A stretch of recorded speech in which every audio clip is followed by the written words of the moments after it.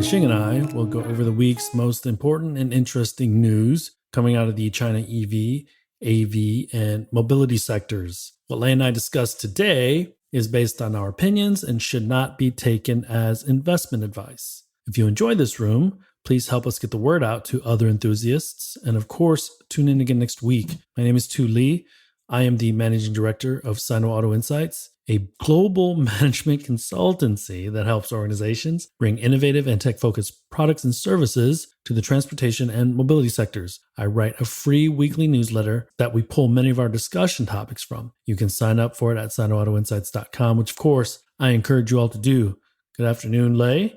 Can you please introduce yourself? Good afternoon. This is your co-host Lei Xing, former chief editor of China Auto Review, and this is episode number 96. So we just got off a panel discussion with our good friend Edison from Deutsche Bank. So we're probably going to repeat some of what we said, but let's start off with Ford and CATL. So my question to you is Ford desperate? I think that this is a trial balloon to see the reaction from the US government, from media, from their constituents in the United States. And I do think that they really do need, more so than their crosstown rival GM, to have successful sales in 2023, specifically in the US market. So I won't go as far as to say they are desperate, but they are in need of some significant wins and continuing on with growth in sales of the F-150 Lightning and the Mustang Mach-E. What about you? How do you think? Well, just to remind everyone that the story, the latest story is that Ford is considering an interesting tactic, which is possibly owning a plant. So 100% owned by Ford. This is being considered in Michigan and the other one in Virginia. This is out of a Bloomberg report. So 100% owned by Ford, but with technology provided by CATL, kind of to bypass the IRA requirements. So that's why I kind of ask you that Ford is desperate. But I guess my take is the geopolitical part of it is a huge play here because Michigan is kind of an underdog. We already know Goshen and One have committed to investment in Michigan. And with CATL having had to delay that announcement. So a lot of things are at play here, right?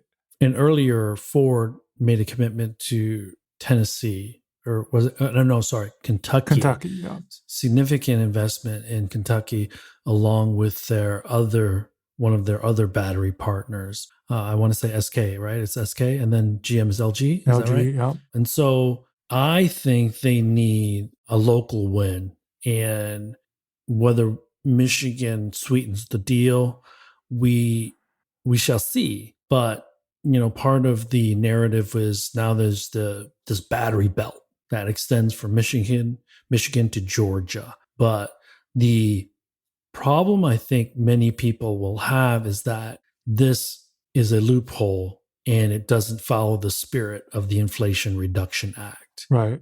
And so I believe that if I'm extending out that question that you asked earlier about, is Ford desperate? I'll say this.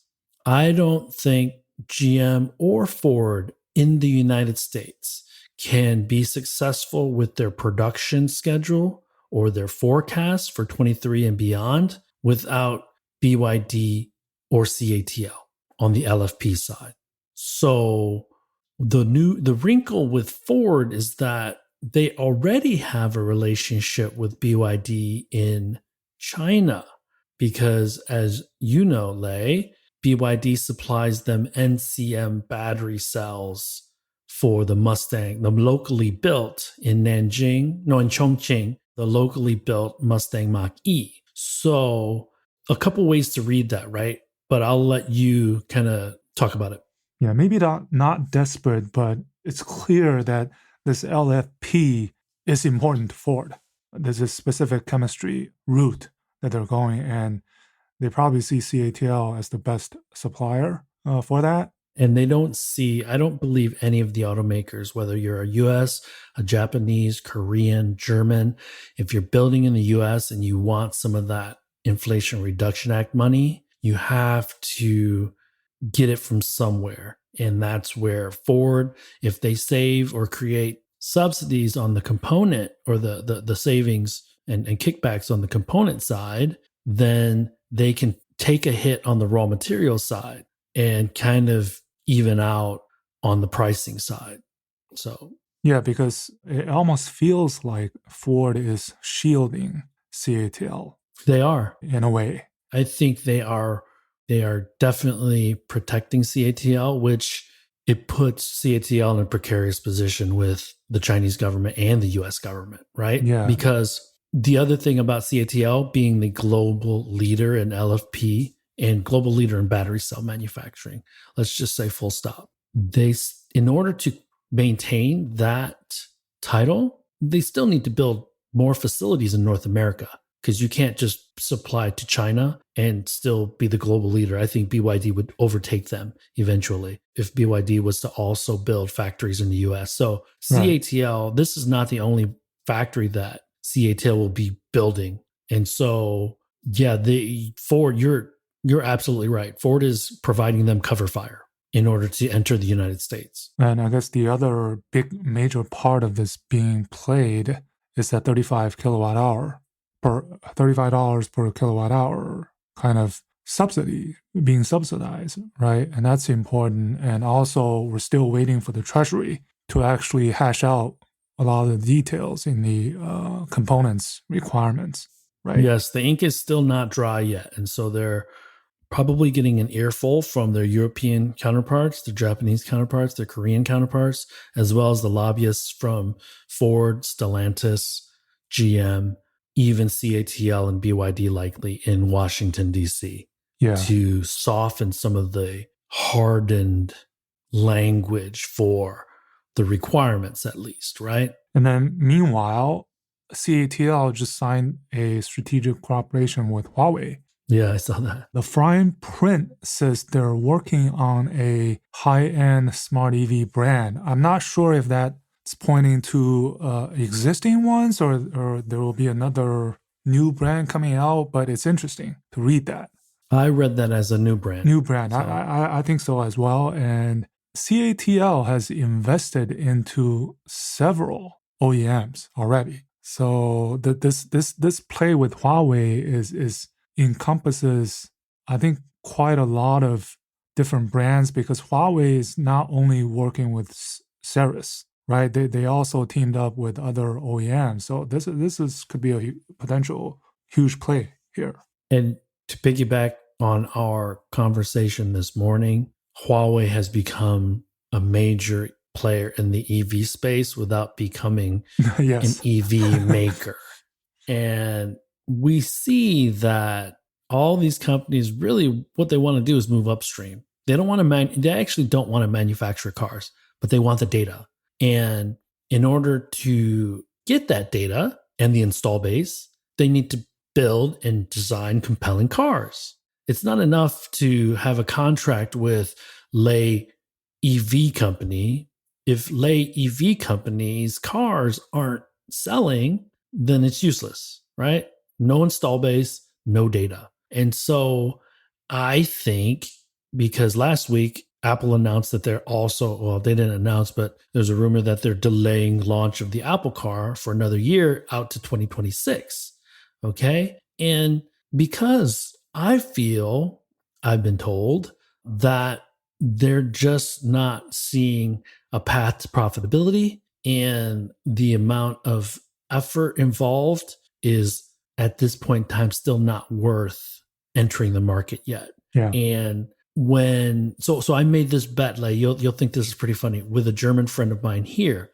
And I said that Magna Steyr would eventually be building their own cars within the next 5 or 6 years. I bet money on that. And he was like, no, they supply, they do this, they do that. And I said, look at Foxconn. And they're just no, they actually have their own brand in Taiwan. And so all these guys, Huawei wants to eventually be an EV maker, not because they want to build cars, but because I don't think they can trust or rely on their partners to sell enough vehicles.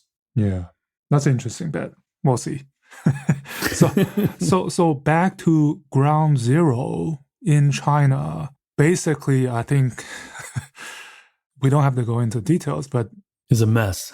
Well, I guess it feels like they're just gonna let it rip, right? Let it play out. And interesting, while this is going on, the Guangzhou Auto Show is being held at the end of this year. So and from what I've heard, it's going to be more of a dealer presence rather than OEM brands announcing launches or reveals, because there's no way to plan it, right? Within 2 weeks, you only have 2 weeks of time to kind of do whatever you want to do. So, the only thing that's worth mentioning at this point in the year is Neo Day. Yes. from a vehicle manufacturer globally, not just China. Yeah. There are no significant announcements outside of Neo Day until CES. Yeah. So interesting, right? China no longer reports asymptomatic cases because they can't. And just I'm actually very, very glad I haven't heard about any of my friends, any of their family, any of their colleagues or associates having too serious of symptoms that it has hospitalized anyone. So I think the Chinese government knew that this variant wasn't as deadly as Delta, and all these things align to allow them to let it rip. There was this Wall Street Journal article on 5% GDP target next year, and this guy from NDRC, He Lifeng, so he's going to be the top economic czar, sort of, for next year and going forward. And clearly, I think the decisions were probably made to let this happen some time ago, up at the very top, because the bottom line is economy, right? We have this new guideline coming out to boost domestic consumption. So there's these signals that point to it can no longer sustain the zero COVID policy. So there is 12 trillion RMB on the sidelines right now because people have not been able to spend any money, significant amounts of money in China outside of the automotive sector fairly. Yeah, right. Speaking of, right, so I mean, sales remain strong. We talk about EV sales. You want to mention anything that you want to you have to? Yeah, I think that you and I, let's talk a little bit about 2023 and some of the highlights from our conversation investor call this morning. I think you and I are in agreement that we could see China getting to almost 9 million units next year, which is a lot slower growth than 2021 and 2022. We could see, I can see 50% growth in Europe and the United States, which would mean almost 3 million units in Europe, and that would be close to 1.5 million units in the United States. And so there's still going to be lingering effects of the recession, inflation fears for at least the first half of the year. And so this is actually good for the automakers as they line up more supply, consistent supply of batteries, and sort out the chip situation, because now I'm reading and I'm being told that there is a glut of chips on the gray market. And so chips should not be an issue in 2023. Much lesser of an issue. Let's put it that way. Yeah. And we should see a huge scramble, even more than we've seen, once the IRA language has been finalized and the United States turns the corner on 2022 to figure out Who else is investing in the US? Where will they be investing? Who plans to enter the market to take advantage of the subsidies? We already know that VinFast and Zeekr plan on US IPOs early in the year. I think that's exciting news.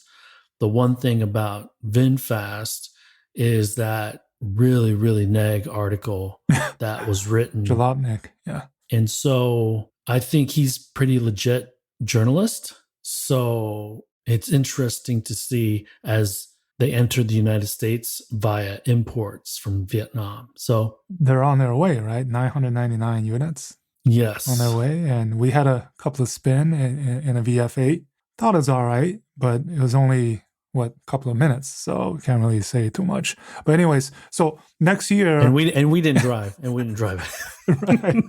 We were driven. So the general outlook, I guess, is overall total market, including everything, is flat. But NEVs will continue to grow, albeit at a slower pace, with the export momentum continue to be strong. We just saw a Lincoln Co. export to Israel, right? Yep. So we're starting to see these every other day, some Chinese brand goes to an international market. So those are the momentum. But the wild card, I think, is back to that guidelines to spur domestic consumption, whether anything will come out to kind of, again, the ICE portion of the market. What's happening there is still a majority of the market. Will there continue to be stimulus? Watch out. Because at the end of the day, it's not NEV consumption, it's consumption. And automotive has really carried a lot of this consumption, right? And this is probably where the European and foreign automaker lobbyists are talking to their government counterparts in China as well. Because one of the things that you had mentioned in this morning's call was that the subsidies for vehicle sales or vehicle purchase that were launched earlier this year. Middle of this year. Yeah, middle of this year, that weren't limited to NEVs has really helped the ICE makers read closely the legacy automakers in China. It's kind of artificially kept them floating. Yeah. And I think that's an important point to make. Yeah, a lot of suspense hanging in the air because of this guiding outline that's been published. So expect to see details, support, policy support. So yeah, in January, we'll also see the finalized language, and then there's going to be all kinds of analysis about the loopholes, the strict restrictions, complete restrictions for raw materials, components, and manufacturing in the United States. Right. So moving on, you mentioned about NIO Day. There's been quite a few news out of NIO. We saw the updated NIO S8. They did 300,000 production milestone. Li Hong said they're going to deliver the 300,000th vehicle on New Year's Day, which means, theoretically, December, we're looking at well over 20K in deliveries. Right. So I'm expecting nothing less than 20K, which is the record. And finally, kind of a boom moment. And sends them into 2023 on very, very, very good momentum, positive momentum. Yeah. And the other rumor is that they're coming out first with those two brands. One is supposedly dedicated to an export market, so that's been chatted. And the other one's kind of the Maybach ultra luxury model or something. So that's the one thing that I wanted to ask you about, Late. They're only for export. That means that they're going to still be built in China. Yes. Because what I read was they were only for the foreign markets. I didn't read that it was actually going to be manufactured in China. So that's what I wasn't sure about. At least at the very beginning. Right. Okay. Yeah. Not to mention BYD announced that they will be launching another brand, professional and personal brand, whatever that means. Not the Yangwang brand. Not the Yangwang band. so, So we're so, talking a third brand now. We're so talking a right third there, brand. we have already 4 or 5 brands out of a lot more that's launching, still launching. And we can point back to Durant, the GM CEO, about vertical integration and all these different brands, right? Because effectively what BYD and NIO is doing is creating tiered brands so that even if you get a promotion or you get a raise, you can upgrade from a mass market NIO car that might not be branded NIO to a NIO car. And then once you make millions, then you go into the NIO Maybach car. Mm-hmm.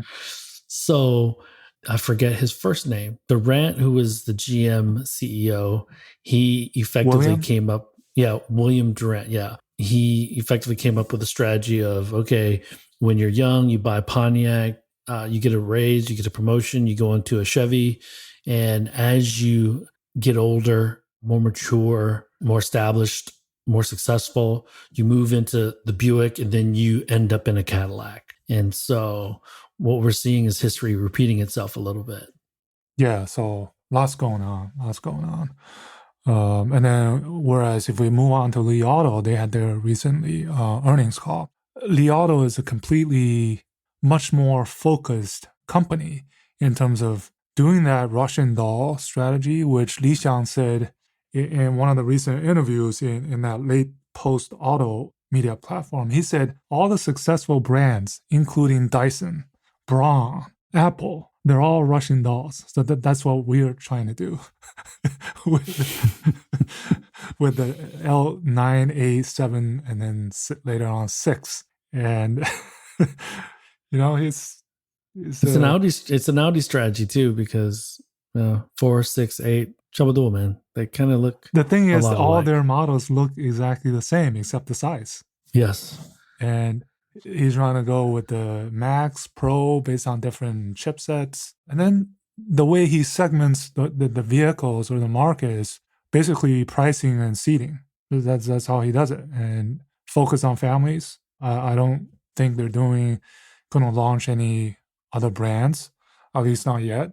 Well, their next major move, because of the Russian doll strategy, is moving to an EV platform. So, which, by the way, he says has a completely different design, styling, form factor. So we'll see about that. And then and it should, because the system is different, right? So it's going to have a bit more flexibility on the design, the interior space, and usage. So, and then we heard about that. What happened to the one was they had an 800 million charge on it because it was promised to these suppliers and they had to kind of write it off, and that impacted the margins, vehicle margins, significantly in Q3, from like over 20% to 12%. So that was an interesting tidbit. But I think it points back to how decisive they are about taking that hit in one quarter, right? Because some of that stuff is accounting.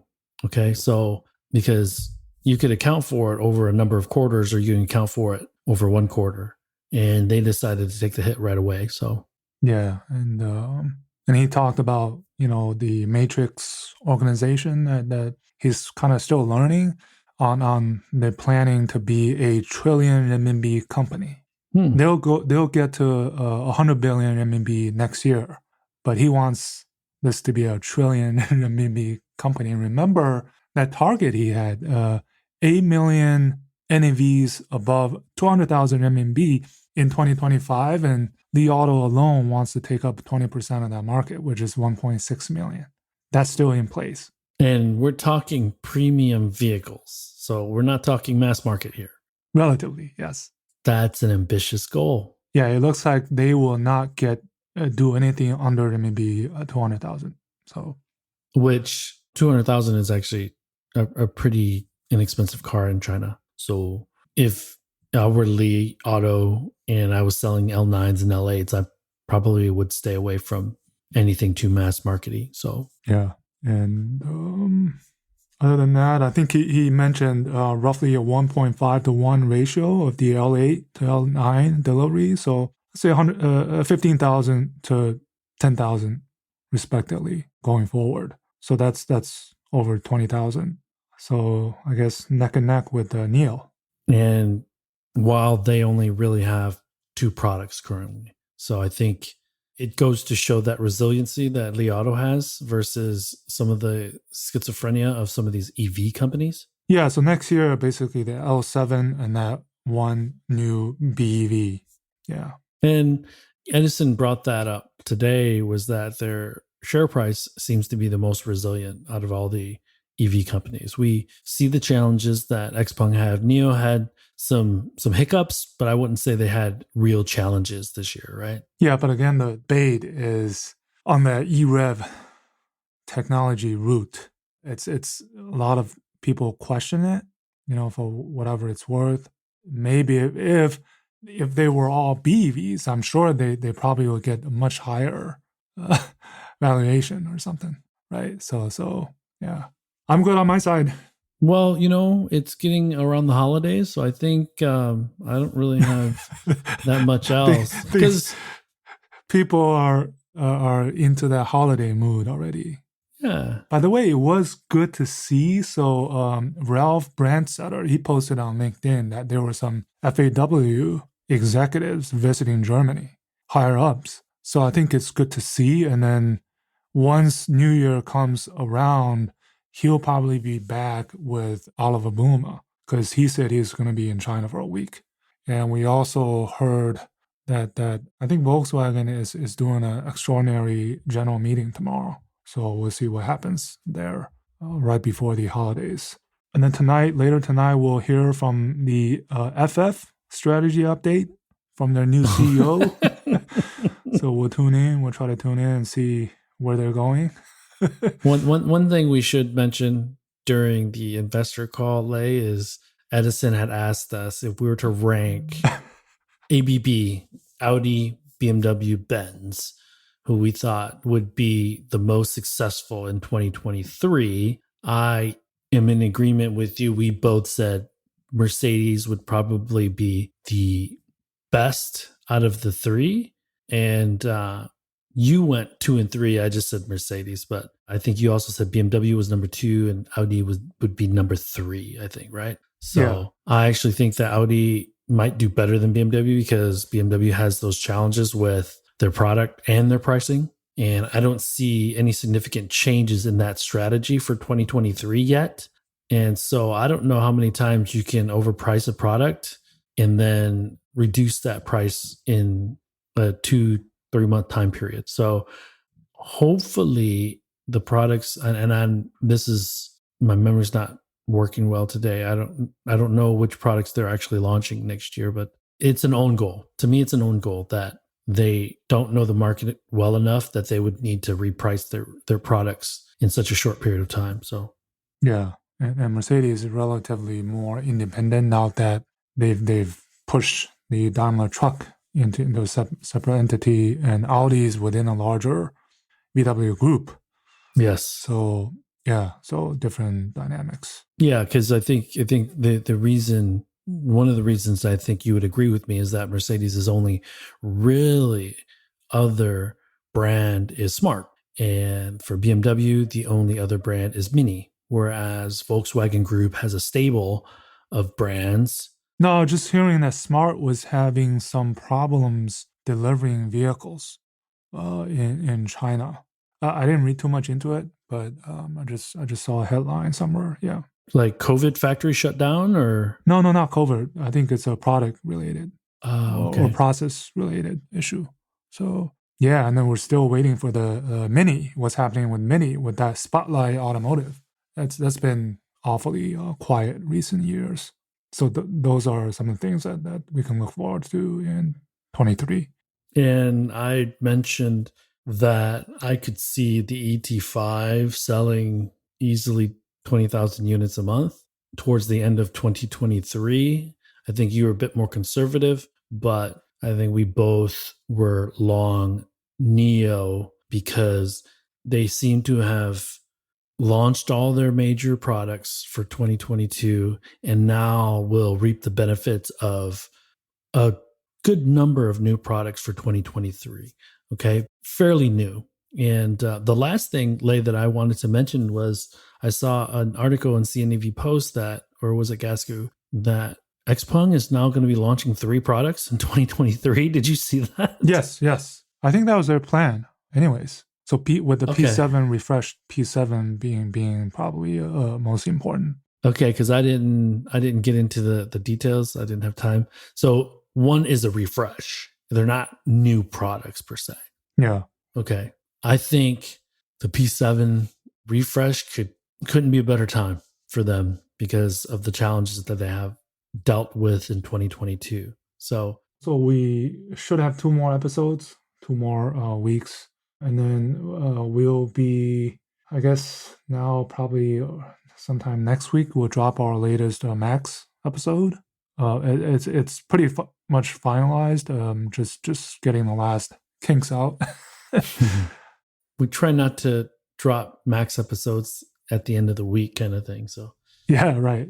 So with Zach Anderson, CTO of Clear Motion, who, by the way, is in China right now as we speak. So it's an interesting story on suspension. Meeting with people, pressing the pumps. He had to quarantine for 8 days, and it sounds like I think he went at the most interesting time. Yes. So that's so business. It's still right. I mean, we talk about everything being stopped. Business is still going on.